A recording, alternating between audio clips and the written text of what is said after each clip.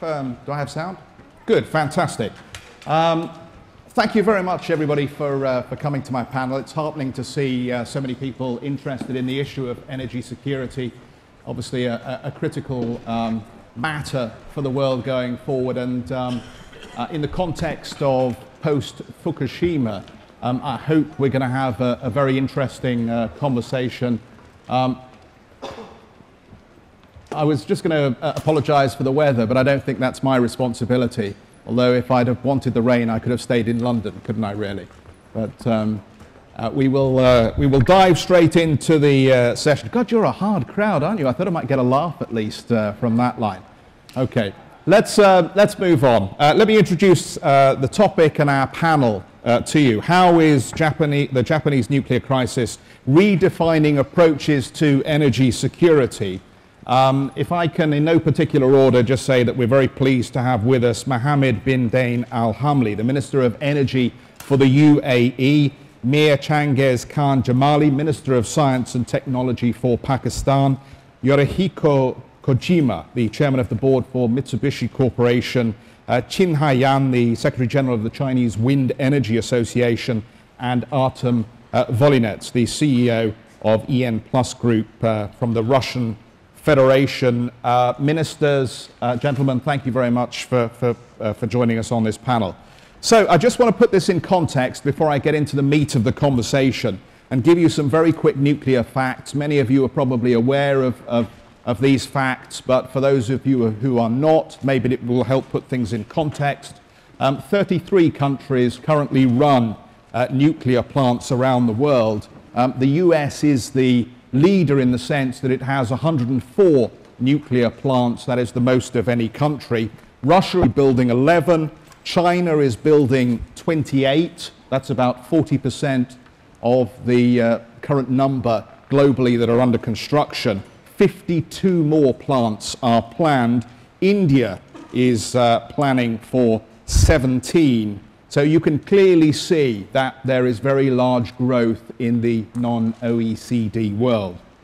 Fukushima, of course, sits alongside Chernobyl and 3 Mile Island on the list of well-known nuclear accidents. In the wake of Chernobyl, of course, and 3 Mile Island, we had a period of scrutiny and review, but ultimately the world recognized that nuclear technology was probably the cleanest and most acceptable form of energy for many countries going forward. It didn't really derail the long-term planning for nuclear. So what about Fukushima then? Directly after the March accident, the then Prime Minister Naoto Kan said Japan must end its reliance on nuclear energy. Nuclear energy represents, I think, about 30% of Japan's electricity supply. The new Prime Minister, Yoshihiko Noda, has reconfirmed Japan's commitment to nuclear energy, but of course there have been developments on the renewables side. And a news flash for you, since I'm in the news business, I thought you might like this. A Japanese Trade Ministry official said today Japan will join the race to develop floating wind turbines to use off the northern Pacific coast, that is the Fukushima coast. The aim in this policy is to overtake European leaders in this space. Quite how Japan is going to do that with a $10 trillion debt remains to be seen, but perhaps that's one of the questions that we can get into with our panel. So let's begin our conversation. And ministers, if you'll forgive me, I would like to start with our Japanese representative on the team here, our friend from Mitsubishi. And let me ask you, if I can, about public attitudes now to nuclear technology in Japan, how acceptable nuclear technology is as a dominant supplier of energy for the country going forward. Well, today's Minister of Economy and Trade is a new minister. Therefore, I don't know what's his basic policy. But as far as the Fukushima is concerned, resolving the Fukushima nuclear accident is Japan's top priority anyhow. And the committee was set up May this year, and then they are now studying and what they should do, and they will announce and in say very near future, and we expect it. But now the new cabinet is now doing so many things. I don't know, but as far as the nuclear power plant is concerned, as you said, actually just less than 30%, 23 or 4%. And this is very important and energy, and particularly for the industries. And otherwise, to replace with renewable energy, it may take some more time, it may take some more cost, it may take more technology. That is our understanding. Therefore, firstly, we have to say, finish what happened in the Fukushima, and to establish new security standard, and then afterwards, then the total energy balance and the best mix, and the government and the private and totally argued, and to reach some conclusion, at least the first part of next year. That is my understanding. So if I understand you right, and I just want to be very clear on this because this is an important issue, you feel that over time the shift in the energy mix will not move significantly to non-nuclear forms. That 30% contribution will remain constant, and the government will remain committed to nuclear once perhaps some of the fear subsides. And a totally closed is not so easy, because Japanese industry fully rely on these nuclear power, and otherwise electricity cost is now increasing. And under such a Japanese yen is very, very strong right now. And otherwise, Japanese manufacturing industries escape from Japan to the outside. That is a negative effect for the Japanese economy. Therefore, however, we have to analyze what happened. We have to establish, say, security standard for that. And then at the same time, the government and private discuss very seriously about the total energy balance in future. And this important thing is the time frame and the technology and the cost. And therefore, the new cabinet is just started to discuss about that. That is my understanding. So again, let me just come back, because I think I understand, but I just want to be very clear here. The public mood in Japan is not so extreme against nuclear technology now that it will force the politicians' hand. I understand what you're saying about new standards, new safety. Of course, that's something that everybody wants to see. But has public opinion not changed so significantly that politicians' hands are tied? Yeah, you're right. Then, in Japan, 3 financial groups, and then the Keidanren and the Doyukai and the Shokukai Gisho, all of them and support, say, nuclear if the safety and the security is committed. And otherwise, Japanese manufacturing industries may have some serious problem. That's the reason. And the total Japanese nation might be a bit different, but say that's the reason why I insist that the government and the private sectors have to discuss seriously about that. Okay, so I'll come back to you perhaps when we talk a bit more about technology, but I want to just initially get onto this question of what impact Fukushima has had in the rollout of technology. The Minister of Energy for the UAE has kindly said I can Mohammed from now on. So, sir, I understand that the UAE is already in the middle of a construction program of a nuclear facility. Can I ask you what, if any, impact did the Fukushima disaster have on your thinking? Well, before I answer the question, I have a small story to tell.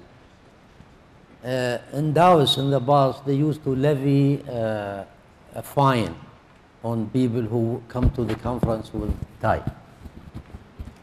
They must have collected a lot of money and maybe try to get away with it. I'm not suggesting that, but I want to explain to the audience that the fact that I decided before I put on my tie today, am I going to be a fine or not? So I decided not to wear a tie today, thinking of the fine in mind. But that's the story. Answer your question, yes, the UAE, as you all know, is a country rich in hydrocarbons. We have a lot of oil, a lot of gas. But we need to diversify our source of energy. And we actually opt to go for the renewables and also nuclear. Our strategy for the nuclear power will not change because of the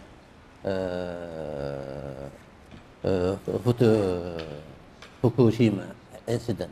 What the incident mean? It means probably much greater emphasis on the nuclear safety. But in the long run, it will not derail the plans for the future energy. So we are in fact fortunate in a sense. We are at the inception stage. We can take stock of what really happens, the latest safety features in our plant, and at the same time bring in the experts and the regulators to actually provide us the right advice on how to proceed. But as far as UAE strategy is concerned and future plans, we are going ahead with the nuclear reactors. And I think, to be honest, just because of Fukushima incident, we just cannot condemn the whole industry. It is a major, put the world at notice, need to really look into the safety measures. But I think as far as the industry, it's a huge industry.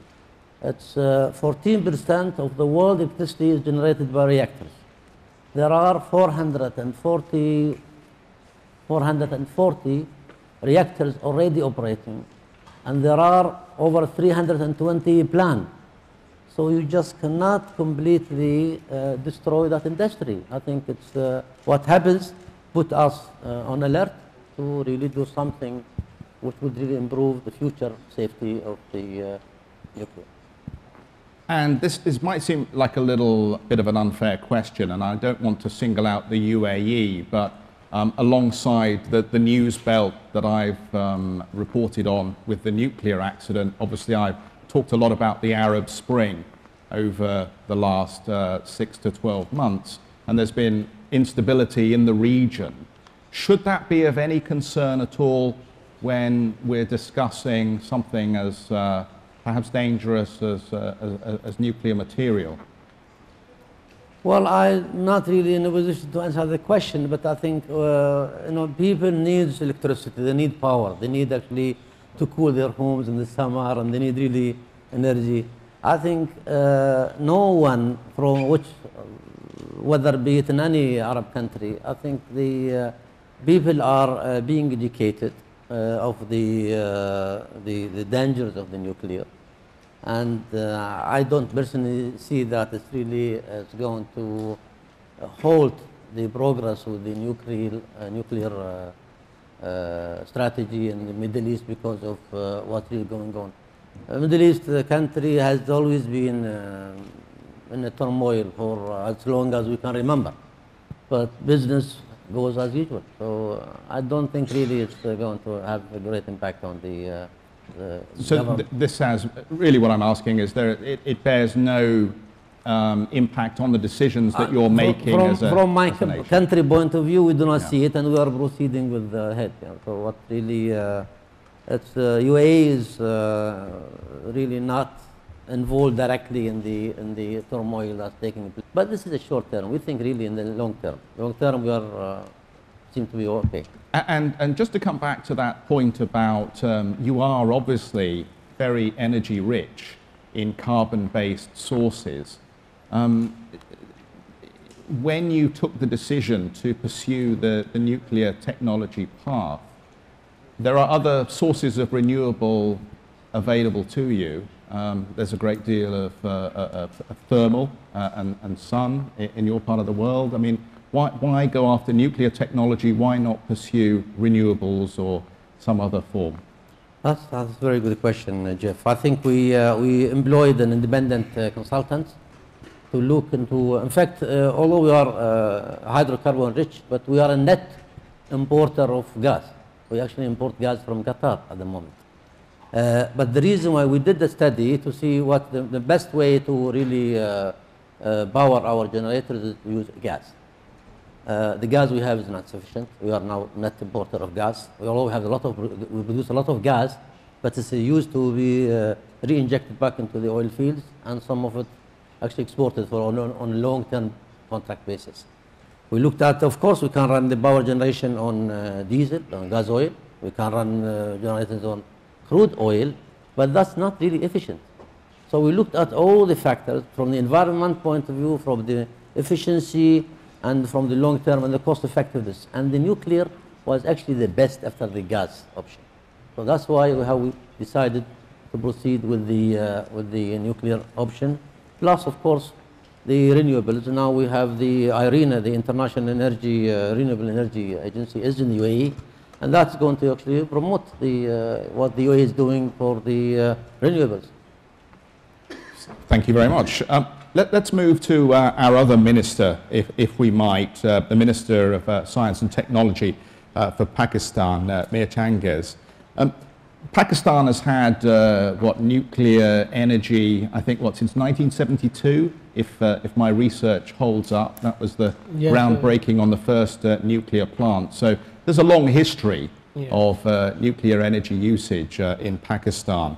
Perhaps what some of the audience may not know is that you're currently engaged in a program of planning new plants in coordination with the Chinese government.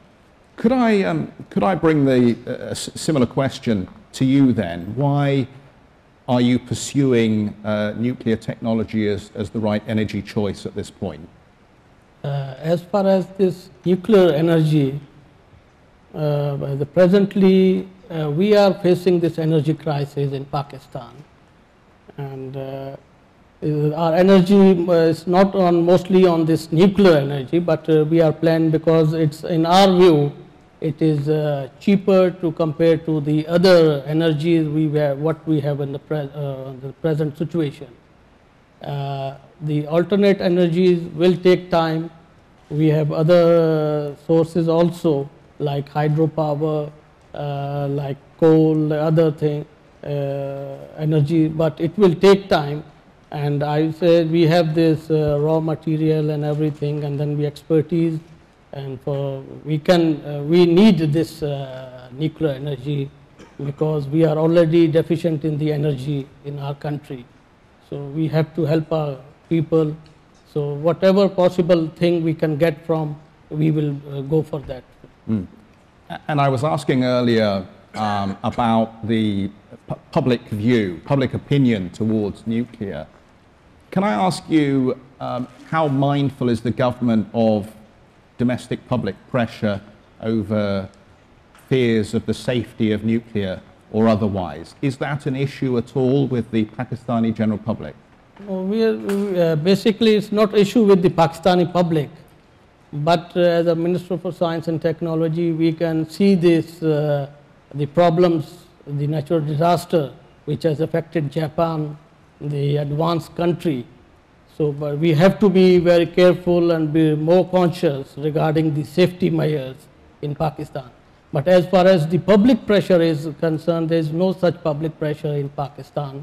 But they want that more energy to be supplied to the public from any source, from anywhere.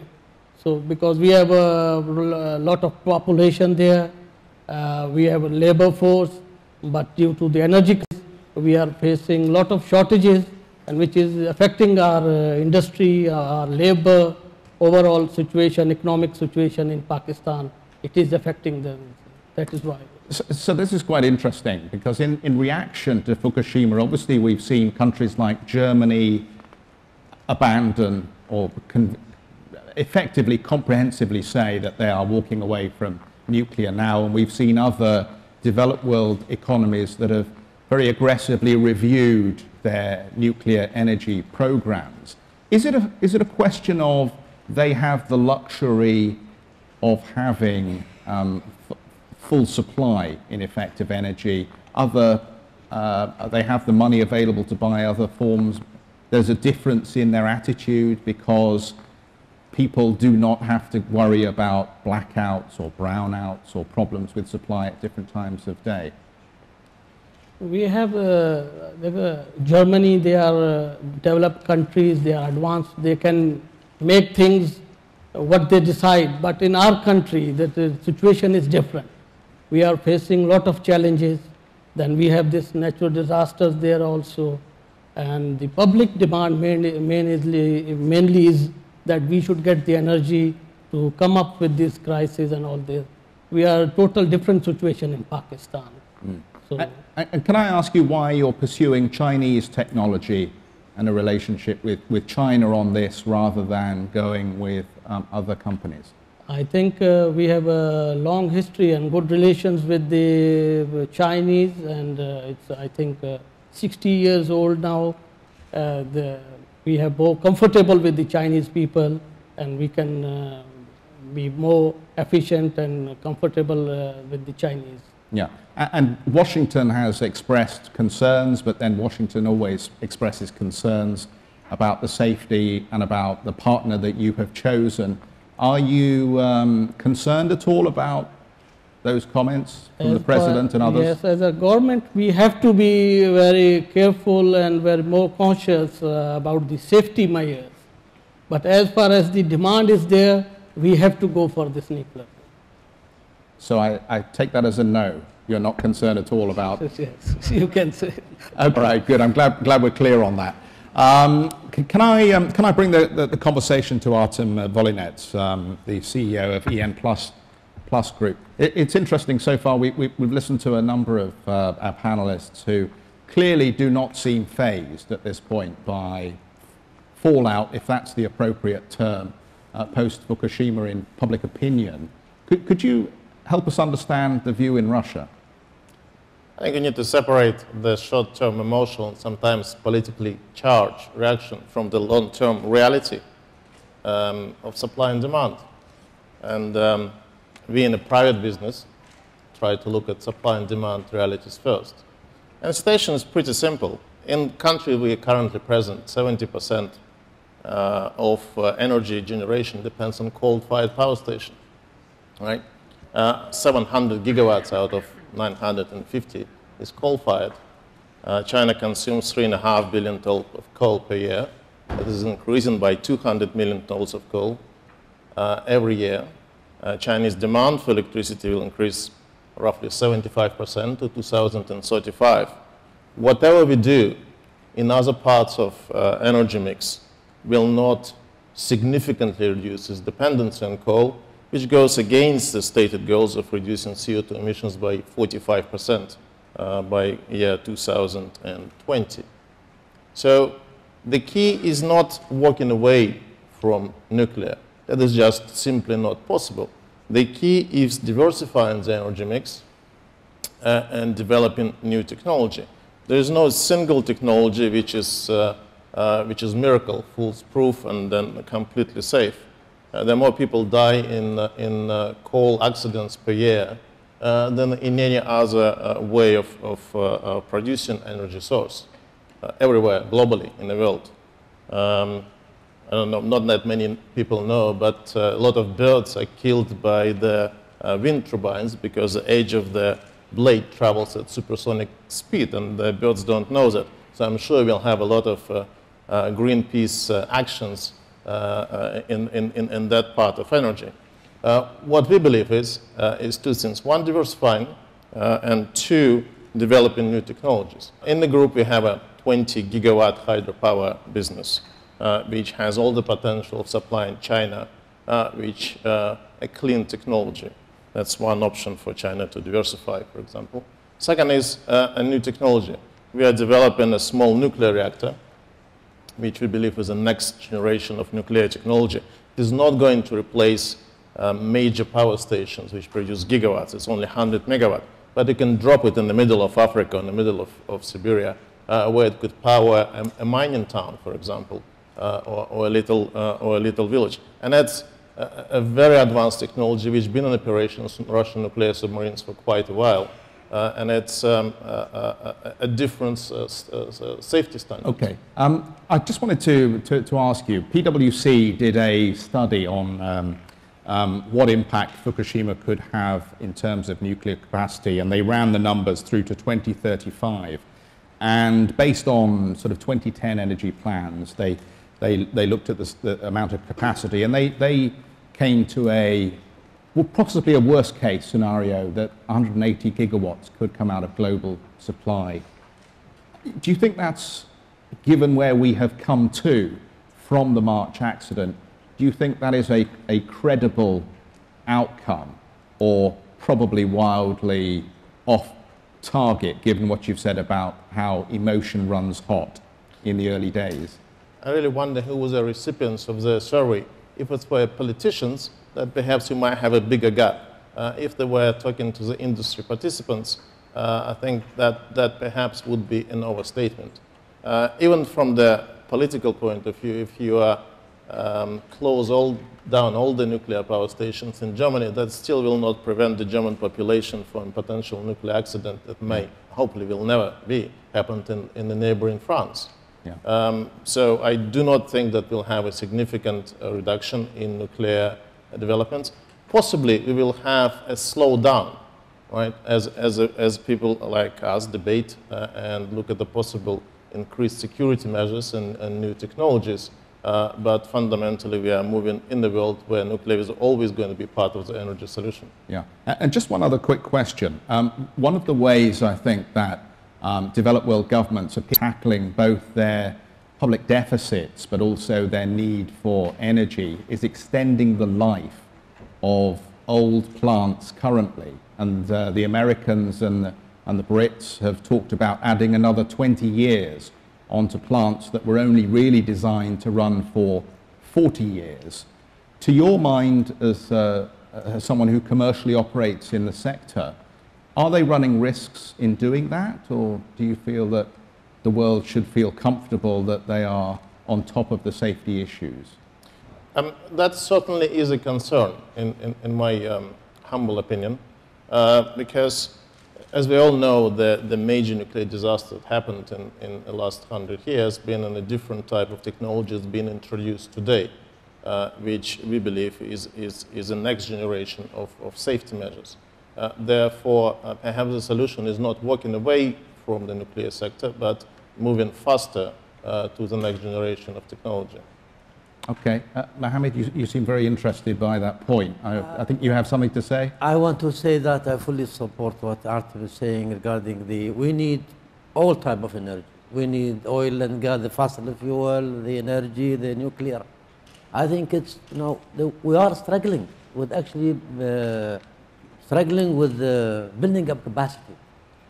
The world is really, because now we are as oil producers, we are trying or investing heavily to really raise capacity. To raise capacity will ensure that the prices remain stable, or at least the market can really be assured in case of crisis. At least they can always call on additional oil supplies. I mean, that's really the philosophy for building up capacity. So now I think when we look into, everybody's need the energy, nuclear, renewables, fossil, coal. But I think I'd love to see in the end that all forms of energy compete economically. And what I mean economically, that no interference from whatsoever, no subsidies, nothing. Because in that way, you create an environment where, really, the market determines the price of that unit. Yeah. Well, thank you very much for giving me my next question to the guest I want to bring in next. Qinhai Yan, the head of the Chinese Wind Energy Association. And that is the nub of the issue, isn't it? Without subsidies, wind energy doesn't represent a potent threat to what nuclear power can bring. I'm sorry, I think maybe I answer your question in Chinese, maybe more accurate. accurate. So please. Yeah. Okay. The question really is the viability of wind energy as serious competition I know to your nuclear. question. Okay. Yeah. Okay. But you're going to answer in Chinese. Yeah. Okay. Let's everybody get their headsets on and. I'm sorry. 首先我回答你问题之前呢，我想纠正一下这先生的刚才的观点，我有些不同的意见。第一呢，他说这个枫叶转得很快，打死人了。据我这个职业生涯，我干了风电也就十多年了，我还没有听到过这个枫叶打死人的这个案例。然后呢，因为风电死人的事情可能也微乎其微，至少我觉得风电至少在安全性上不会对人体造成那么大的这个损伤。而且他还举了一个例子说，任何能源包括煤炭呀，都会带来这个伤亡，都会带来事故。但是我觉得在讨论核能和其他能源的这个事故也好，这个用词儿的时候，大家可以看到，我不知道准确不准确啊。讨论其他的这个风电也好，煤炭也好，只是叫 accident， 是个事故。可是核能一发生这个 accident 的时候，它就演变成了一个 disaster 灾难。我觉得这个本质上还是不同的。所以我觉得这个对我很遗憾啊，刚才几位的这个观点，我非常遗憾，就是发生了切尔贝核贝利这个俄罗斯的这个核能事故之后，包括福岛这个事故之后，在座的各位都是搞核能的这个专家，要么是运营核电厂，要么是搞核能设备的。对核能的这个安全问题，我没有看到他们给予足够的这个重视，或者引起足够的警醒，还是在说核能怎么安全，我们有信心。但是呢，这么多核能事故，这么多年一直在说有信心，但是它的事故怎么还发生，是吧？我觉得这个应该引起警觉。还有一个就是这个关于这个风能在内的可再生能源，我觉得中国有句话叫屁股指挥脑袋，我很理解，可能在座的各位都是搞核能的，当然要支持核能，但是我也希望他们对这个可再生能源、风能的发展应该有一个更深刻的认识。首先，风能的这个成本，现在完全可以和这个常规能源竞争。几乎就是现在，当然它的市场体制的问题还需要国家的补贴，但是我想在不远的将来，它完全可以比这个核电，甚至比火电成本还要低。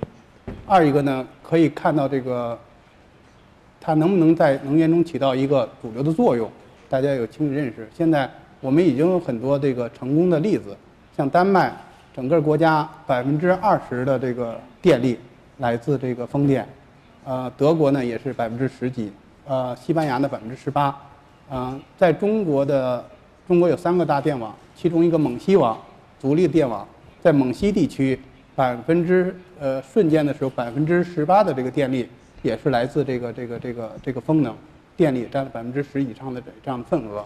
所以说，我觉得这个风电在内的可再生能源，完全可以这个起到这个替代能源的作用，完全可以将来比如说核能不搞了怎么办？现在不是说核能才占全世界的我刚才专家说14%的电力来自核能，我想那做到20%、30%的电力来自风电，我觉得这个技术上和经济成本上目前来看都是不成问题的。Okay, let me put a few points to you. Maybe we can let you back in, but I just want to put a couple of points to you, if I might. China is planning, another 57, did I say at the beginning? 52 more nuclear plants. 27 are under construction, or 28 currently under construction. This doesn't sound like a country that's ready to abandon nuclear technology at this point.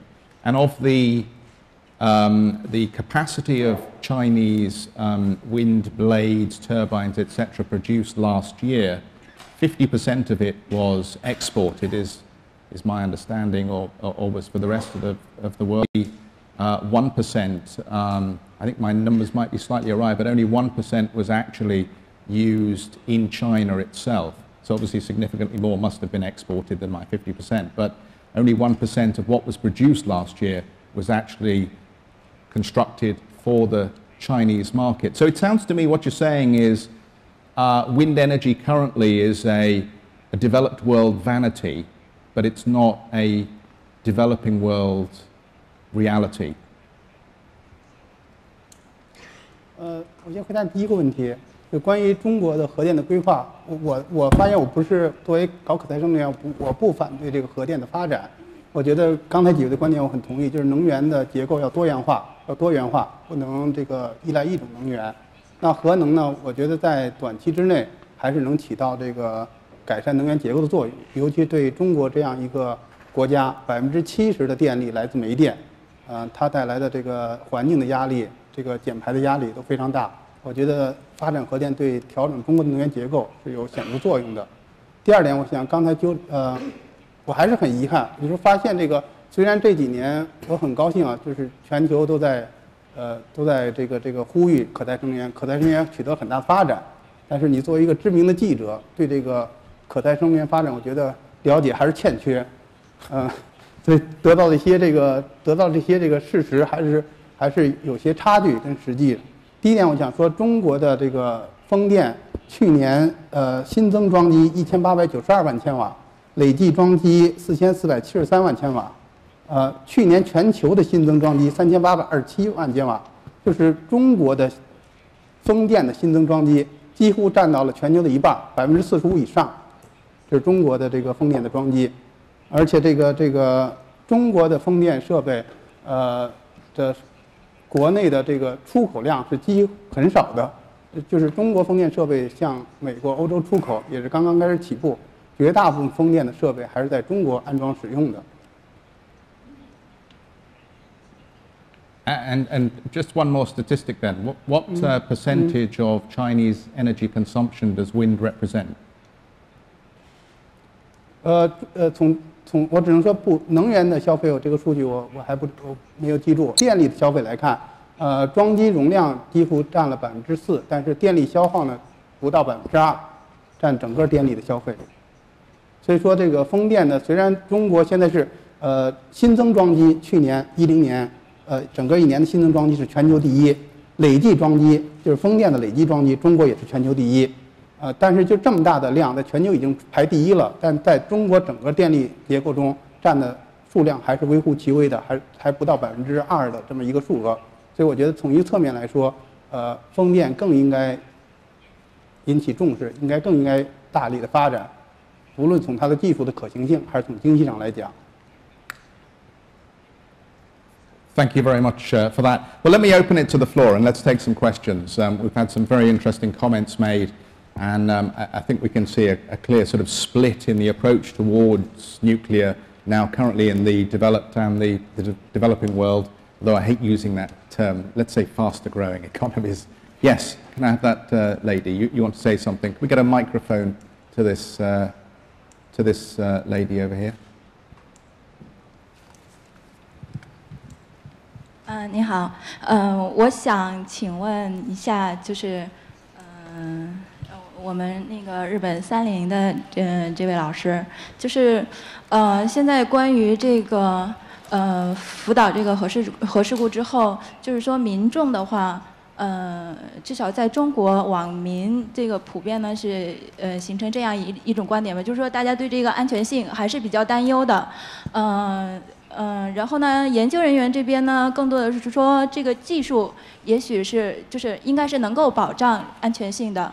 但是人们更多的提出的问题不在于技术，而在于更多的层面的包括这个管理方面的，包括我们那个这位主持人之前有曾经提到过，就是说他可能这个核电厂已经超过了使用的寿命，但是在更新的过程中就不见得真的是到使用寿命便会被立即放弃。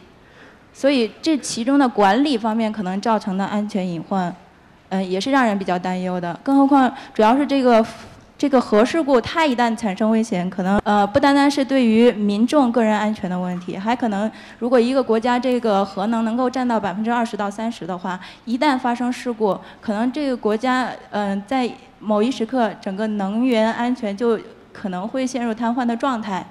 也对国家的经济也会造成比较大的影响。所以在这个两方面的话，不知道你们是怎么考虑？一个是民众的声音，他们对于个人安全的考虑。因为这也是直接涉及到不同的利益集团，那他们这个利益主体方他们的声音，被考虑的份额是占多大的？另外一个是，就是说我们对于自己国家未来的经济安全的。Can I bring you to a close? It's been a very long statement and a very long question. Okay, 好。I'm still not quite sure whether your issue is with whether the Chinese government's nuclear program will adhere to proper controls, or whether you think the Japanese industry is not listening to its own people. Just very briefly. 就是因为在中国这边的，就是政策决策者就是不在，所以就是这个问题，我想也可以有一个世界范围的一个意义。所以就是说，在考虑核能的这方面的事情的时候，考虑能源安全，它可能涉及到更广的一方面是关于国家这个对于民众利益的考虑，另外一个是关于这个经济的危险性。OK， 就这样。Okay, fine. Would anybody like to respond to that point? I mean, I think we had a number of responses from you earlier where you felt that it wasn't going to be a major issue, but Japan would be tightening up its monitoring and controls. Should Tokyo Electric Power have been shut down permanently, do you think? That's a very political question, and one probably quite difficult for you to answer, but do you have any further thoughts that you can add on the issue of control and regulation? Well, as I told you, in Japan, now the committee is analyzing what happened, and also the important things first is how to resolve the Fukushima, from now and as soon as possible, and also at the same time, and I understand the government is now analyzing by the committee why this happened and how to establish the security standard for future. And afterwards, the government and the private sector working together to decide the energy balance for future. And therefore, now I myself, my understanding, they are working very hard. And therefore, I don't know what the internet is, talking about. But right now, I myself fears, and the important thing is how to analyze the results. And my personal feeling is this is not only the earthquake. Tsunami was, very big shock for that disasters, I think. And the tsunamis, the level of the tsunami is very, very high. But from now on, and with this kind of very high tsunami, every electric power company have to protect those things. Therefore, this kind of discussion is now undergoing. That is my understanding. Okay, yeah, thank you. Can I just ask you very quickly, have you in any way reduced your plans for capital expenditure on nuclear R&D or investment post-Fukushima?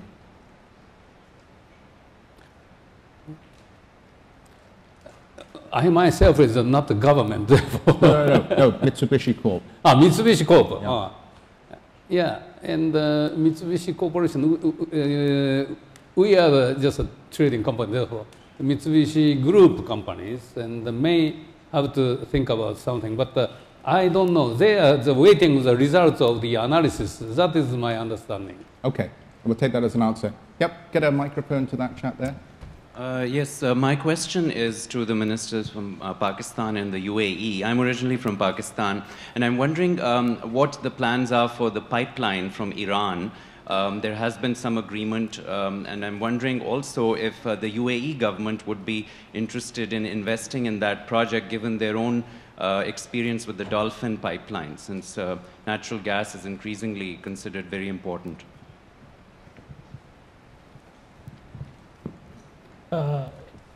We had an agreement recently with the Iran government, and I think it will take about 3 to 4 years' time and the gas pipeline, and then converting into the power generation system.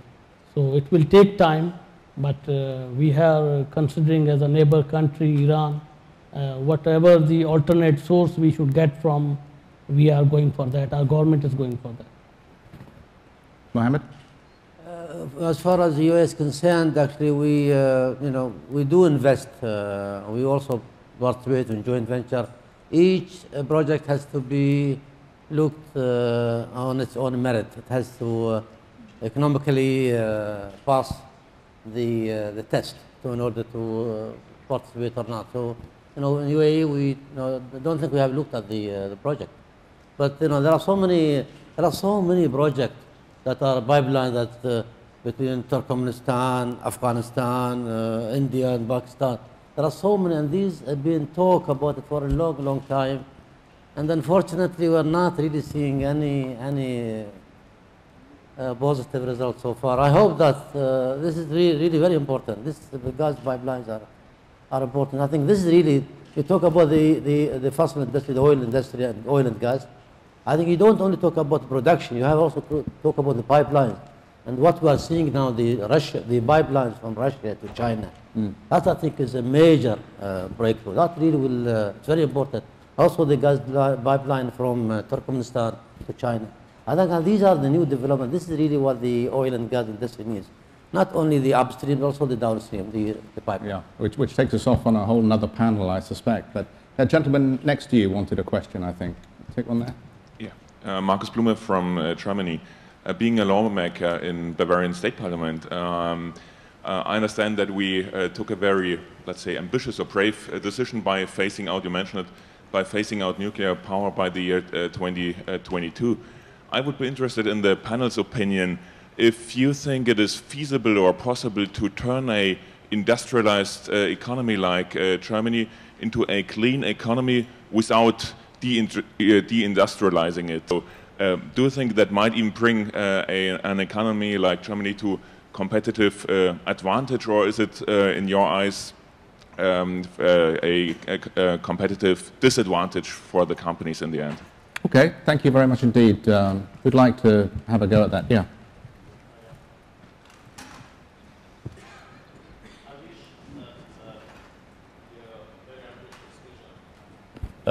Will be successful.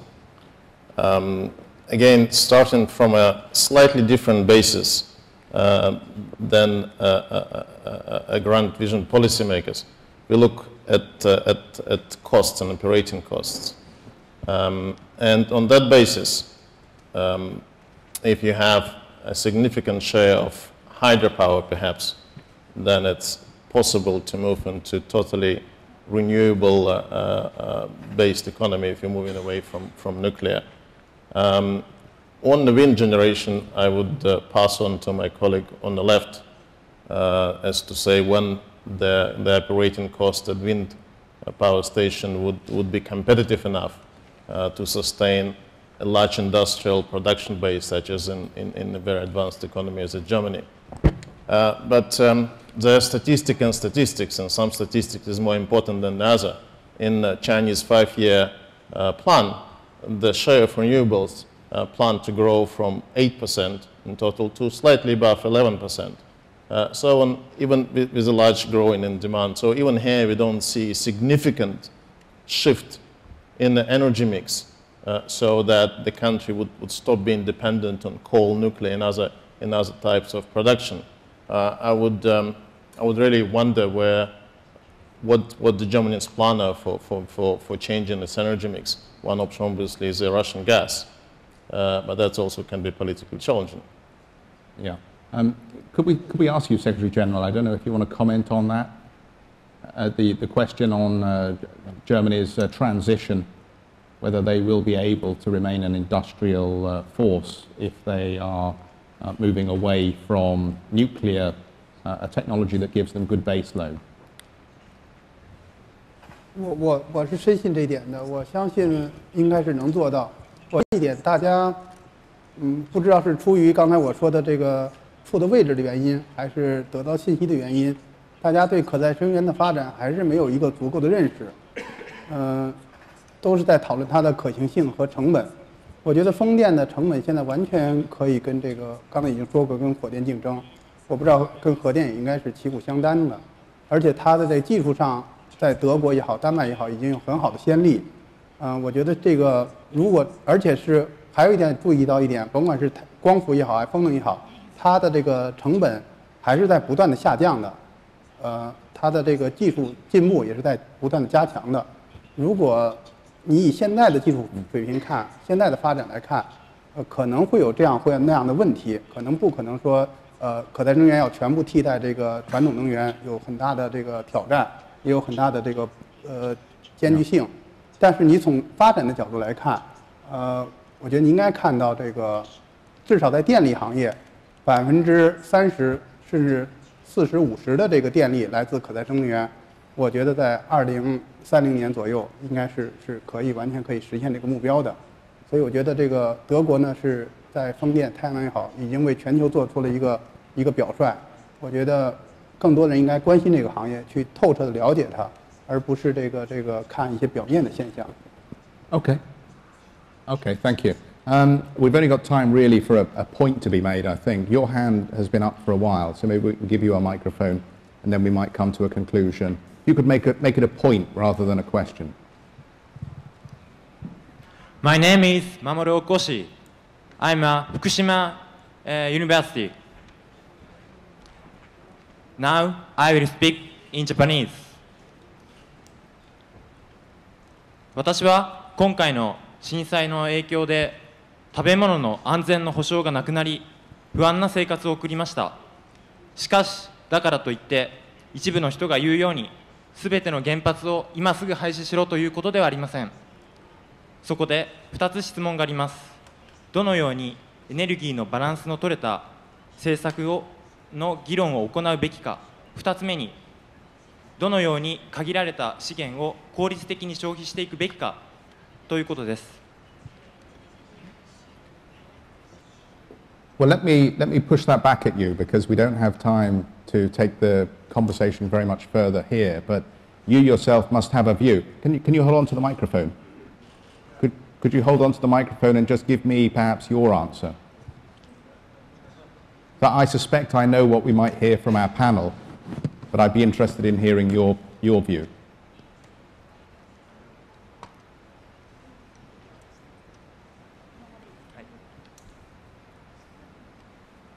私の意見は安全なエネルギー政策の議論を行ってほしいということです。福島は放射能の影響で不安が募っています。これを世界にもう一度起こしてほしくはありません。Okay, thank you very much for making the point there. So let me just draw this to a close. I think if we were looking for a very even and balanced conversation on nuclear energy, I would have to say in all honesty that our panel is probably the wrong makeup for that. It's a slightly unequal contest for you, Mr. Chin, representing the renewable sector, but I think we've appreciated all the contributions that have been made, and I think the message that seems to be coming across is that nuclear has a very strong future, particularly in the faster growing economies of the world at this point.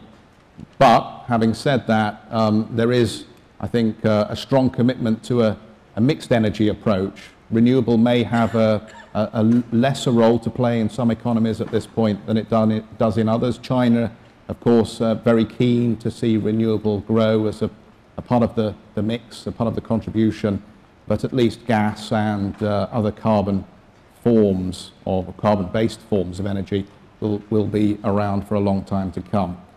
Thank you so much, everybody, for coming to the panel, and I want to thank our panelists in the traditional manner.